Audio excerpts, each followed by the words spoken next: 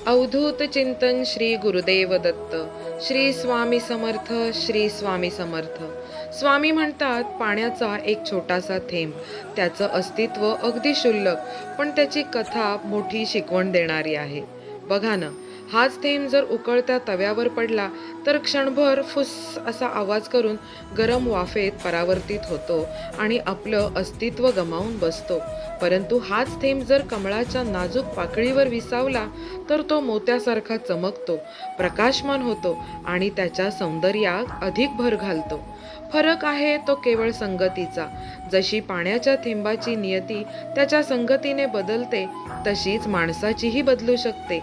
चुकीच्या संगतीत गेलात तर ती तुमचं अस्तित्व गिळून टाकू शकते. सर्पाशी संगत केलीत तर दोनच परिणाम: दंश होईल किंवा तुम्ही स्वतः विष बनाल. माणसाच्या आयुष्यातील संगत ही त्याच्या व्यक्तिमत्वाचा पाया असते. योग्य संगत मिळाली तर तुमची उंची वाढते, तुमचं मन शुद्ध होतं आणि तुमचं अस्तित्व मोत्यासारखं तेजस्वी होत जातं. परंतु चुकीची संगत तुम्हाला नेहमी अंधारात ढकलते आणि तुमचं तेज देखील हिरावून घेत असते. म्हणूनच स्वामी सांगतात, संगत निवडताना डोळस व्हा, कारण ती तुमची दिशा ठरवते. तुमचं मन ज्या लोकांच्या सहवासात राहतं तसंच ते घडत जातं. योग्य संगतीत राहिलात तर आयुष्य सुवासिक आणि प्रकाशमान होत जातं. कसं? अगदी नाजूक अलवार कमळाच्या थेंबासारखं.